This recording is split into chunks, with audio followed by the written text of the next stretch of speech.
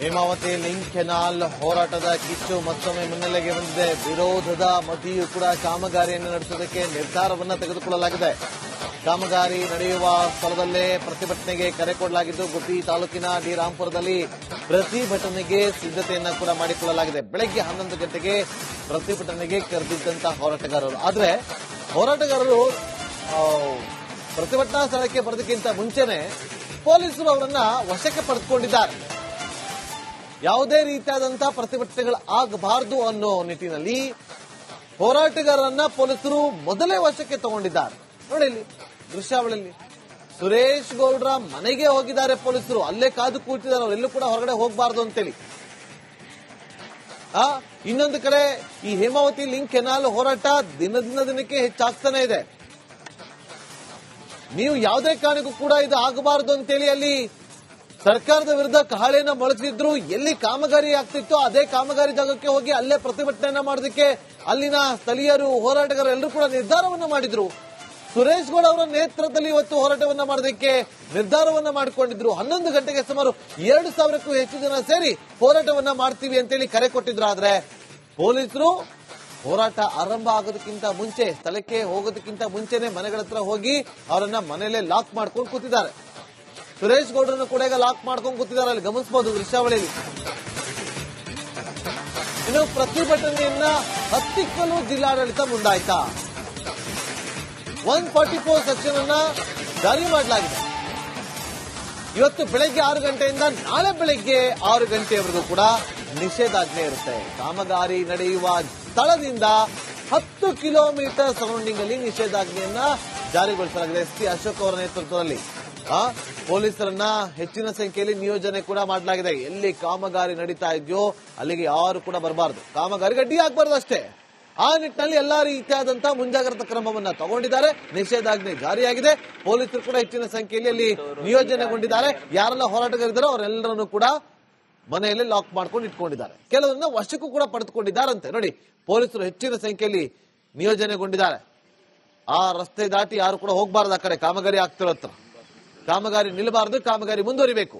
ಆದ್ರೆ ಹೋರಾಟ ಮಾತ್ರ ನಡೀಬಾರದು. ಅಭಿಷೇಕ್ ನಮ್ಮ ಪ್ರತಿನಿಧಿ ನೇರ ಸಂಪರ್ಕದಲ್ಲಿ ಜಾಯ್ನ್ ಆಗಿದ್ದಾರೆ. ಅಭಿಷೇಕ್, ಸದ್ಯಕ್ಕೆ ಪರಿಸ್ಥಿತಿ ಹೇಗಿದೆ?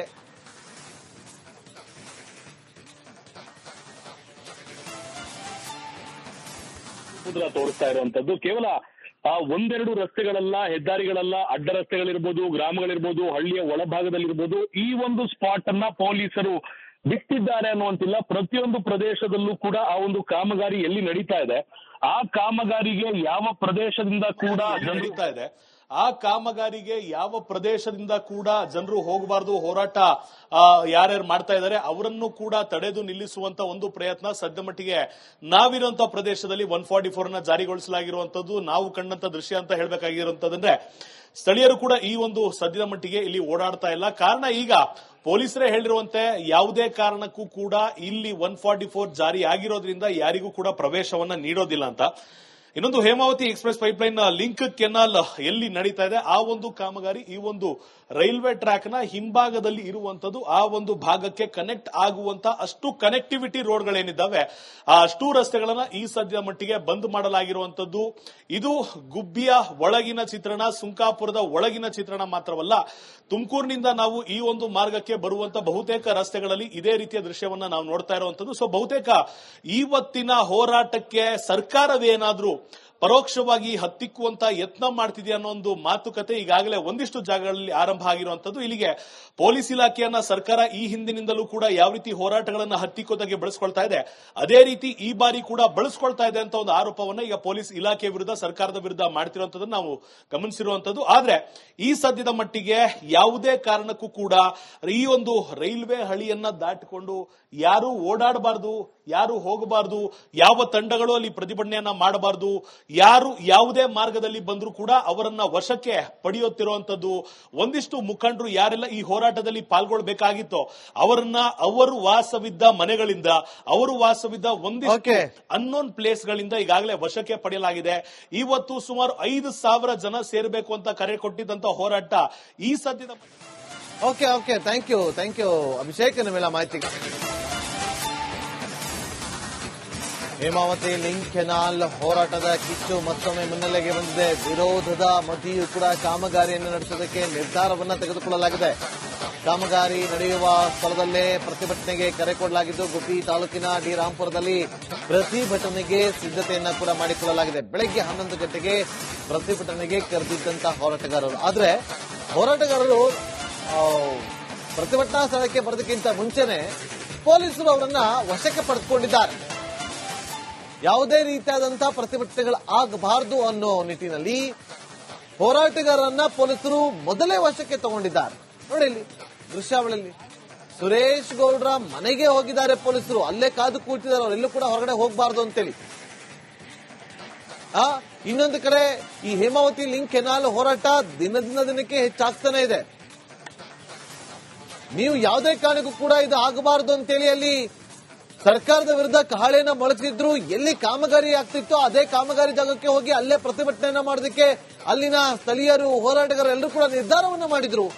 ಸುರೇಶ್ ಗೌಡ ಅವರ ನೇತೃತ್ವದಲ್ಲಿ ಇವತ್ತು ಹೋರಾಟವನ್ನ ಮಾಡೋದಕ್ಕೆ ನಿರ್ಧಾರವನ್ನ ಮಾಡಿಕೊಂಡಿದ್ರು. 11 ಗಂಟೆಗೆ ಸುಮಾರು 2,000ಕ್ಕೂ ಹೆಚ್ಚು ಜನ ಸೇರಿ ಹೋರಾಟವನ್ನ ಮಾಡ್ತೀವಿ ಅಂತೇಳಿ ಕರೆ ಕೊಟ್ಟಿದ್ರು. ಆದ್ರೆ ಪೊಲೀಸರು ಹೋರಾಟ ಆರಂಭ ಆಗೋದಕ್ಕಿಂತ ಮುಂಚೆ, ಸ್ಥಳಕ್ಕೆ ಹೋಗೋದಕ್ಕಿಂತ ಮುಂಚೆನೆ ಮನೆಗಳ ಹತ್ರ ಹೋಗಿ ಅವರನ್ನ ಮನೆಯಲ್ಲೇ ಲಾಕ್ ಮಾಡ್ಕೊಂಡು ಕೂತಿದ್ದಾರೆ. ಸುರೇಶ್ ಗೌಡ್ರನ್ನು ಕೂಡ ಈಗ ಲಾಕ್ ಮಾಡ್ಕೊಂಡು ಕೂತಿದ್ದಾರೆ, ಅಲ್ಲಿ ಗಮನಿಸಬಹುದು ದೃಶ್ಯಾವಳಿಯಲ್ಲಿ. ಇನ್ನು ಪ್ರತಿಭಟನೆಯನ್ನ ಹತ್ತಿಕ್ಕಲು ಜಿಲ್ಲಾಡಳಿತ ಮುಂದಾಯ್ತಾ. 144 ಸೆಕ್ಷನ್ ಅನ್ನ ಜಾರಿ ಮಾಡಲಾಗಿದೆ. ಇವತ್ತು ಬೆಳಗ್ಗೆ 6 ಗಂಟೆಯಿಂದ ನಾಳೆ ಬೆಳಗ್ಗೆ 6 ಗಂಟೆಯವರೆಗೂ ಕೂಡ ನಿಷೇಧಾಜ್ಞೆ ಇರುತ್ತೆ. ಕಾಮಗಾರಿ ನಡೆಯುವ ಸ್ಥಳದಿಂದ 10 ಕಿಲೋಮೀಟರ್ ಸರೌಂಡಿಂಗ್ ಅಲ್ಲಿ ನಿಷೇಧಾಜ್ಞೆಯನ್ನ ಜಾರಿಗೊಳಿಸಲಾಗಿದೆ. ಎಸ್ಪಿ ಅಶೋಕ್ ಅವರ ನೇತೃತ್ವದಲ್ಲಿ ಪೊಲೀಸರನ್ನ ಹೆಚ್ಚಿನ ಸಂಖ್ಯೆಯಲ್ಲಿ ನಿಯೋಜನೆ ಕೂಡ ಮಾಡಲಾಗಿದೆ. ಎಲ್ಲಿ ಕಾಮಗಾರಿ ನಡೀತಾ ಇದೆಯೋ ಅಲ್ಲಿಗೆ ಯಾರು ಕೂಡ ಬರಬಾರದು, ಕಾಮಗಾರಿಗೆ ಅಡ್ಡಿ ಆಗಬಾರದು ಅಷ್ಟೇ. ಆ ನಿಟ್ಟಿನಲ್ಲಿ ಎಲ್ಲಾ ರೀತಿಯಾದಂತಹ ಮುಂಜಾಗ್ರತಾ ಕ್ರಮವನ್ನ ತಗೊಂಡಿದ್ದಾರೆ. ನಿಷೇಧಾಜ್ಞೆ ಜಾರಿಯಾಗಿದೆ. ಪೊಲೀಸರು ಕೂಡ ಹೆಚ್ಚಿನ ಸಂಖ್ಯೆಯಲ್ಲಿ ಅಲ್ಲಿ ನಿಯೋಜನೆಗೊಂಡಿದ್ದಾರೆ. ಯಾರೆಲ್ಲ ಹೋರಾಟಗಾರಿದ್ದಾರೋ ಅವರೆಲ್ಲರನ್ನು ಕೂಡ ಮನೆಯಲ್ಲಿ ಲಾಕ್ ಮಾಡ್ಕೊಂಡು ಇಟ್ಕೊಂಡಿದ್ದಾರೆ. ಕೆಲವರನ್ನ ವಶಕ್ಕೂ ಕೂಡ ಪಡೆದುಕೊಂಡಿದ್ದಾರಂತೆ. ನೋಡಿ, ಪೊಲೀಸರು ಹೆಚ್ಚಿನ ಸಂಖ್ಯೆಯಲ್ಲಿ ನಿಯೋಜನೆಗೊಂಡಿದ್ದಾರೆ. ಆ ರಸ್ತೆ ದಾಟಿ ಯಾರು ಕೂಡ ಹೋಗಬಾರದು. ಆ ಕಡೆ ಕಾಮಗಾರಿ ಆಗ್ತಿರೋ ಹತ್ರ ಕಾಮಗಾರಿ ನಿಲ್ಲಬಾರದು, ಕಾಮಗಾರಿ ಮುಂದುವರಿಬೇಕು. ಆದ್ರೆ ಹೋರಾಟ ಮಾತ್ರ ನಡೀಬಾರದು. ಅಭಿಷೇಕ್ ನಮ್ಮ ಪ್ರತಿನಿಧಿ ನೇರ ಸಂಪರ್ಕದಲ್ಲಿ ಜಾಯ್ನ್ ಆಗಿದ್ದಾರೆ. ಅಭಿಷೇಕ್, ಸದ್ಯಕ್ಕೆ ಪರಿಸ್ಥಿತಿ ಹೇಗಿದೆ?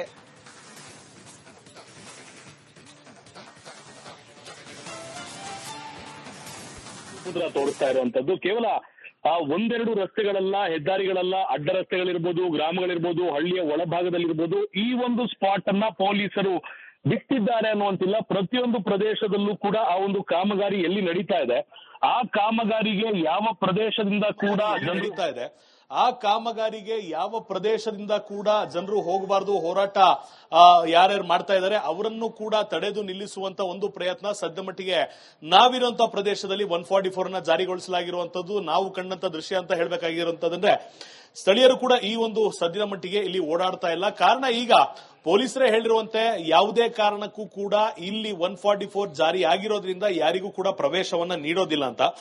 ಇನ್ನೊಂದು Hemavathi express pipeline link canal ಎಲ್ಲಿ ನಡೀತಾ ಇದೆ ಆ ಒಂದು ಕಾಮಗಾರಿ ಈ ಒಂದು ರೈಲ್ವೆ ಟ್ರ್ಯಾಕ್ ನ ಹಿಂಭಾಗದಲ್ಲಿ ಇರುವಂತದ್ದು. ಆ ಒಂದು ಭಾಗಕ್ಕೆ ಕನೆಕ್ಟ್ ಆಗುವಂತ ಅಷ್ಟು ಕನೆಕ್ಟಿವಿಟಿ ರೋಡ್ಗಳೇನಿದ್ದಾವೆ ಆ ಅಷ್ಟು ರಸ್ತೆಗಳನ್ನ ಈ ಸದ್ಯದ ಮಟ್ಟಿಗೆ ಬಂದ್ ಮಾಡಲಾಗಿರುವಂತದ್ದು.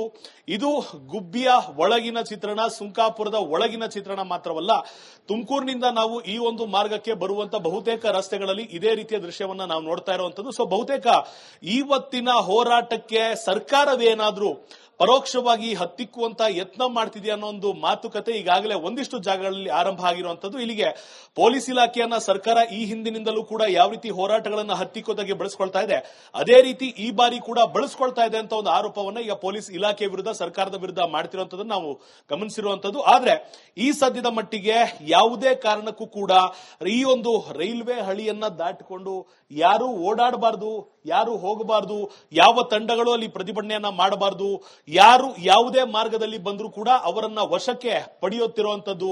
ಒಂದಿಷ್ಟು ಮುಖಂಡರು ಯಾರೆಲ್ಲ ಈ ಹೋರಾಟದಲ್ಲಿ ಪಾಲ್ಗೊಳ್ಳಬೇಕಾಗಿತ್ತೋ ಅವರನ್ನ ಅವರು ವಾಸವಿದ್ದ ಮನೆಗಳಿಂದ, ಅವರು ವಾಸವಿದ್ದ ಒಂದಿಷ್ಟು ಅನ್ನೋನ್ ಪ್ಲೇಸ್ಗಳಿಂದ ಈಗಾಗಲೇ ವಶಕ್ಕೆ ಪಡೆಯಲಾಗಿದೆ. ಇವತ್ತು ಸುಮಾರು 5,000 ಜನ ಸೇರಬೇಕು ಅಂತ ಕರೆ ಕೊಟ್ಟಿದ್ದಂತ ಹೋರಾಟ ಈ ಸದ್ಯದ ಓಕೆ ಥ್ಯಾಂಕ್ ಯು ಅಭಿಷೇಕ್, ನಿಮ್ಮೆಲ್ಲ ಮಾಹಿತಿ. ಹೇಮಾವತಿ ಲಿಂಕ್ ಕೆನಾಲ್ ಹೋರಾಟದ ಕಿಚ್ಚು ಮತ್ತೊಮ್ಮೆ ಮುನ್ನೆಲೆಗೆ ಬಂದಿದೆ. ವಿರೋಧದ ಮಧ್ಯೆಯೂ ಕೂಡ ಕಾಮಗಾರಿಯನ್ನು ನಡೆಸುವುದಕ್ಕೆ ನಿರ್ಧಾರವನ್ನ ತೆಗೆದುಕೊಳ್ಳಲಾಗಿದೆ. ಕಾಮಗಾರಿ ನಡೆಯುವ ಸ್ಥಳದಲ್ಲೇ ಪ್ರತಿಭಟನೆಗೆ ಕರೆ ಕೊಡಲಾಗಿದ್ದು, ಗುಬ್ಬಿ ತಾಲೂಕಿನ ಡಿ ರಾಂಪುರದಲ್ಲಿ ಪ್ರತಿಭಟನೆಗೆ ಸಿದ್ಧತೆಯನ್ನ ಕೂಡ ಮಾಡಿಕೊಳ್ಳಲಾಗಿದೆ. ಬೆಳಗ್ಗೆ 11 ಗಂಟೆಗೆ ಪ್ರತಿಭಟನೆಗೆ ಕರೆದಿದ್ದಂತಹ ಹೋರಾಟಗಾರರು, ಆದ್ರೆ ಹೋರಾಟಗಾರರು ಪ್ರತಿಭಟನಾ ಸ್ಥಳಕ್ಕೆ ಬರೋದಕ್ಕಿಂತ ಮುಂಚೆನೆ ಪೊಲೀಸರು ಅವರನ್ನ ವಶಕ್ಕೆ ಪಡೆದುಕೊಂಡಿದ್ದಾರೆ. ಯಾವುದೇ ರೀತಿಯಾದಂತಹ ಪ್ರತಿಭಟನೆಗಳು ಆಗಬಾರದು ಅನ್ನೋ ನಿಟ್ಟಿನಲ್ಲಿ ಹೋರಾಟಗಾರರನ್ನ ಪೊಲೀಸರು ಮೊದಲೇ ವಶಕ್ಕೆ ತಗೊಂಡಿದ್ದಾರೆ. ನೋಡಿ ಇಲ್ಲಿ ದೃಶ್ಯಾವಳಿಯಲ್ಲಿ ಸುರೇಶ್ ಗೌಡ್ರ ಮನೆಗೆ ಹೋಗಿದ್ದಾರೆ ಪೊಲೀಸರು, ಅಲ್ಲೇ ಕಾದು ಕೂತಿದ್ದಾರೆ. ಅವರೆಲ್ಲೂ ಕೂಡ ಹೊರಗಡೆ ಹೋಗಬಾರದು ಅಂತೇಳಿ. ಇನ್ನೊಂದು ಕಡೆ ಈ ಹೇಮಾವತಿ ಲಿಂಕ್ ಕೆನಾಲ್ ಹೋರಾಟ ದಿನಕ್ಕೆ ಹೆಚ್ಚಾಗ್ತಾನೆ ಇದೆ. ನೀವು ಯಾವುದೇ ಕಾರಣಕ್ಕೂ ಕೂಡ ಇದು ಆಗಬಾರದು ಅಂತೇಳಿ ಅಲ್ಲಿ ಸರ್ಕಾರದ ವಿರುದ್ಧ ಕಹಳೆಯನ್ನ ಮೊಳಗಿಸಿದ್ರು. ಎಲ್ಲಿ ಕಾಮಗಾರಿ ಆಗ್ತಿತ್ತೋ ಅದೇ ಕಾಮಗಾರಿ ಜಾಗಕ್ಕೆ ಹೋಗಿ ಅಲ್ಲೇ ಪ್ರತಿಭಟನೆಯನ್ನ ಮಾಡೋದಕ್ಕೆ ಅಲ್ಲಿನ ಸ್ಥಳೀಯರು ಹೋರಾಟಗಾರರು ಎಲ್ಲರೂ ಕೂಡ ನಿರ್ಧಾರವನ್ನ ಮಾಡಿದ್ರು. ಸುರೇಶ್ ಗೌಡ ಅವರ ನೇತೃತ್ವದಲ್ಲಿ ಇವತ್ತು ಹೋರಾಟವನ್ನ ಮಾಡೋದಕ್ಕೆ ನಿರ್ಧಾರವನ್ನ ಮಾಡಿಕೊಂಡಿದ್ರು. 11 ಗಂಟೆಗೆ ಸುಮಾರು 2,000ಕ್ಕೂ ಹೆಚ್ಚು ಜನ ಸೇರಿ ಹೋರಾಟವನ್ನ ಮಾಡ್ತೀವಿ ಅಂತೇಳಿ ಕರೆ ಕೊಟ್ಟಿದ್ರು. ಆದ್ರೆ ಪೊಲೀಸರು ಹೋರಾಟ ಆರಂಭ ಆಗೋದಕ್ಕಿಂತ ಮುಂಚೆ, ಸ್ಥಳಕ್ಕೆ ಹೋಗೋದಕ್ಕಿಂತ ಮುಂಚೆನೆ ಮನೆಗಳ ಹತ್ರ ಹೋಗಿ ಅವರನ್ನ ಮನೆಯಲ್ಲೇ ಲಾಕ್ ಮಾಡ್ಕೊಂಡು ಕೂತಿದ್ದಾರೆ. ಸುರೇಶ್ ಗೌಡ್ರನ್ನು ಕೂಡ ಈಗ ಲಾಕ್ ಮಾಡ್ಕೊಂಡು ಕೂತಿದ್ದಾರೆ, ಅಲ್ಲಿ ಗಮನಿಸಬಹುದು ದೃಶ್ಯಾವಳಿಯಲ್ಲಿ. ಇನ್ನು ಪ್ರತಿಭಟನೆಯನ್ನ ಹತ್ತಿಕ್ಕಲು ಜಿಲ್ಲಾಡಳಿತ ಮುಂದಾಯ್ತಾ. 144 ಸೆಕ್ಷನ್ ಅನ್ನ ಜಾರಿ ಮಾಡಲಾಗಿದೆ. ಇವತ್ತು ಬೆಳಗ್ಗೆ 6 ಗಂಟೆಯಿಂದ ನಾಳೆ ಬೆಳಗ್ಗೆ 6 ಗಂಟೆಯವರೆಗೂ ಕೂಡ ನಿಷೇಧಾಜ್ಞೆ ಇರುತ್ತೆ. ಕಾಮಗಾರಿ ನಡೆಯುವ ಸ್ಥಳದಿಂದ 10 ಕಿಲೋಮೀಟರ್ ಸರೌಂಡಿಂಗ್ ಅಲ್ಲಿ ನಿಷೇಧಾಜ್ಞೆಯನ್ನ ಜಾರಿಗೊಳಿಸಲಾಗಿದೆ. ಎಸ್ ಪಿ ಅಶೋಕ್ ಅವರ ನೇತೃತ್ವದಲ್ಲಿ ಪೊಲೀಸರನ್ನ ಹೆಚ್ಚಿನ ಸಂಖ್ಯೆಯಲ್ಲಿ ನಿಯೋಜನೆ ಕೂಡ ಮಾಡಲಾಗಿದೆ. ಎಲ್ಲಿ ಕಾಮಗಾರಿ ನಡೀತಾ ಇದೆಯೋ ಅಲ್ಲಿಗೆ ಯಾರು ಕೂಡ ಬರಬಾರದು, ಕಾಮಗಾರಿಗೆ ಅಡ್ಡಿ ಆಗಬಾರದು ಅಷ್ಟೇ. ಆ ನಿಟ್ಟಿನಲ್ಲಿ ಎಲ್ಲಾ ರೀತಿಯಾದಂತಹ ಮುಂಜಾಗ್ರತಾ ಕ್ರಮವನ್ನ ತಗೊಂಡಿದ್ದಾರೆ. ನಿಷೇಧಾಜ್ಞೆ ಜಾರಿಯಾಗಿದೆ. ಪೊಲೀಸರು ಕೂಡ ಹೆಚ್ಚಿನ ಸಂಖ್ಯೆಯಲ್ಲಿ ಅಲ್ಲಿ ನಿಯೋಜನೆಗೊಂಡಿದ್ದಾರೆ. ಯಾರೆಲ್ಲ ಹೋರಾಟಗಾರಿದ್ದಾರೋ ಅವರೆಲ್ಲರನ್ನು ಕೂಡ ಮನೆಯಲ್ಲಿ ಲಾಕ್ ಮಾಡ್ಕೊಂಡು ಇಟ್ಕೊಂಡಿದ್ದಾರೆ. ಕೆಲವರನ್ನ ವಶಕ್ಕೂ ಕೂಡ ಪಡೆದುಕೊಂಡಿದ್ದಾರಂತೆ. ನೋಡಿ, ಪೊಲೀಸರು ಹೆಚ್ಚಿನ ಸಂಖ್ಯೆಯಲ್ಲಿ ನಿಯೋಜನೆಗೊಂಡಿದ್ದಾರೆ. ಆ ರಸ್ತೆ ದಾಟಿ ಯಾರು ಕೂಡ ಹೋಗಬಾರದು. ಆ ಕಡೆ ಕಾಮಗಾರಿ ಆಗ್ತಿರೋ ಹತ್ರ ಕಾಮಗಾರಿ ನಿಲ್ಲಬಾರದು, ಕಾಮಗಾರಿ ಮುಂದುವರಿಬೇಕು. ಆದ್ರೆ ಹೋರಾಟ ಮಾತ್ರ ನಡೀಬಾರದು. ಅಭಿಷೇಕ್ ನಮ್ಮ ಪ್ರತಿನಿಧಿ ನೇರ ಸಂಪರ್ಕದಲ್ಲಿ ಜಾಯ್ನ್ ಆಗಿದ್ದಾರೆ. ಅಭಿಷೇಕ್, ಸದ್ಯಕ್ಕೆ ಪರಿಸ್ಥಿತಿ ಹೇಗಿದೆ?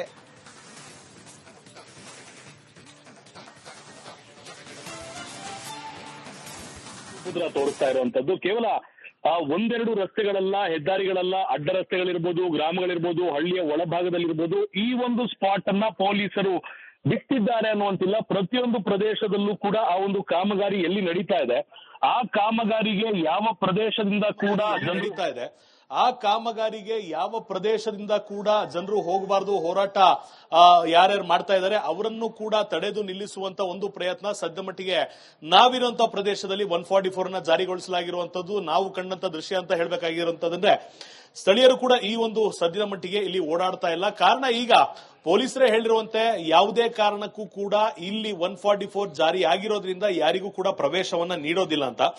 ಇನ್ನೊಂದು Hemavathi express pipeline link canal ಎಲ್ಲಿ ನಡೀತಾ ಇದೆ ಆ ಒಂದು ಕಾಮಗಾರಿ ಈ ಒಂದು ರೈಲ್ವೆ ಟ್ರ್ಯಾಕ್ ನ ಹಿಂಭಾಗದಲ್ಲಿ ಇರುವಂತದ್ದು. ಆ ಒಂದು ಭಾಗಕ್ಕೆ ಕನೆಕ್ಟ್ ಆಗುವಂತ ಅಷ್ಟು ಕನೆಕ್ಟಿವಿಟಿ ರೋಡ್ಗಳೇನಿದ್ದಾವೆ ಆ ಅಷ್ಟು ರಸ್ತೆಗಳನ್ನ ಈ ಸದ್ಯದ ಮಟ್ಟಿಗೆ ಬಂದ್ ಮಾಡಲಾಗಿರುವಂತದ್ದು. ಇದು ಗುಬ್ಬಿಯ ಒಳಗಿನ ಚಿತ್ರಣ, ಸುಂಕಾಪುರದ ಒಳಗಿನ ಚಿತ್ರಣ ಮಾತ್ರವಲ್ಲ, ತುಮಕೂರಿನಿಂದ ನಾವು ಈ ಒಂದು ಮಾರ್ಗಕ್ಕೆ ಬರುವಂತ ಬಹುತೇಕ ರಸ್ತೆಗಳಲ್ಲಿ ಇದೇ ರೀತಿಯ ದೃಶ್ಯವನ್ನ ನಾವು ನೋಡ್ತಾ ಇರುವಂತದ್ದು. ಸೊ ಬಹುತೇಕ ಇವತ್ತಿನ ಹೋರಾಟಕ್ಕೆ ಸರ್ಕಾರವೇನಾದ್ರೂ ಪರೋಕ್ಷವಾಗಿ ಹತ್ತಿಕ್ಕುವಂತ ಯತ್ನ ಮಾಡ್ತಿದೆಯಾ ಅನ್ನೋ ಒಂದು ಮಾತುಕತೆ ಈಗಾಗಲೇ ಒಂದಿಷ್ಟು ಜಾಗಗಳಲ್ಲಿ ಆರಂಭ ಆಗಿರುವಂತದ್ದು. ಇಲ್ಲಿಗೆ ಪೊಲೀಸ್ ಇಲಾಖೆಯನ್ನ ಸರ್ಕಾರ ಈ ಹಿಂದಿನಿಂದಲೂ ಕೂಡ ಯಾವ ರೀತಿ ಹೋರಾಟಗಳನ್ನ ಹತ್ತಿಕ್ಕೋದಾಗೆ ಬಳಸ್ಕೊಳ್ತಾ ಇದೆ, ಅದೇ ರೀತಿ ಈ ಬಾರಿ ಕೂಡ ಬಳಸ್ಕೊಳ್ತಾ ಇದೆ ಅಂತ ಒಂದು ಆರೋಪವನ್ನ ಈಗ ಪೊಲೀಸ್ ಇಲಾಖೆ ವಿರುದ್ಧ, ಸರ್ಕಾರದ ವಿರುದ್ಧ ಮಾಡ್ತಿರುವಂತದ್ದನ್ನು ನಾವು ಗಮನಿಸಿರುವಂತದ್ದು. ಆದ್ರೆ ಈ ಸದ್ಯದ ಮಟ್ಟಿಗೆ ಯಾವುದೇ ಕಾರಣಕ್ಕೂ ಕೂಡ ಈ ಒಂದು ರೈಲ್ವೆ ಹಳಿಯನ್ನ ದಾಟಿಕೊಂಡು ಯಾರು ಓಡಾಡಬಾರದು, ಯಾರು ಹೋಗಬಾರದು, ಯಾವ ತಂಡಗಳು ಅಲ್ಲಿ ಪ್ರತಿಭಟನೆಯನ್ನ ಮಾಡಬಾರದು, ಯಾರು ಯಾವುದೇ ಮಾರ್ಗದಲ್ಲಿ ಬಂದರೂ ಕೂಡ ಅವರನ್ನ ವಶಕ್ಕೆ ಪಡೆಯುತ್ತಿರುವಂತದ್ದು. ಒಂದಿಷ್ಟು ಮುಖಂಡರು ಯಾರೆಲ್ಲ ಈ ಹೋರಾಟದಲ್ಲಿ ಪಾಲ್ಗೊಳ್ಳಬೇಕಾಗಿತ್ತೋ ಅವರನ್ನ ಅವರು ವಾಸವಿದ್ದ ಮನೆಗಳಿಂದ, ಅವರು ವಾಸವಿದ್ದ ಒಂದಿಷ್ಟು ಅನ್ನೋನ್ ಪ್ಲೇಸ್ ಗಳಿಂದ ಈಗಾಗಲೇ ವಶಕ್ಕೆ ಪಡೆಯಲಾಗಿದೆ. ಇವತ್ತು ಸುಮಾರು 5,000 ಜನ ಸೇರಬೇಕು ಅಂತ ಕರೆ ಕೊಟ್ಟಿದ್ದಂತ ಹೋರಾಟ ಈ ಸದ್ಯದ ಓಕೆ ಥ್ಯಾಂಕ್ ಯು ಅಭಿಷೇಕ್, ನಿಮ್ಮೆಲ್ಲ ಮಾಹಿತಿಗಾಗಿ.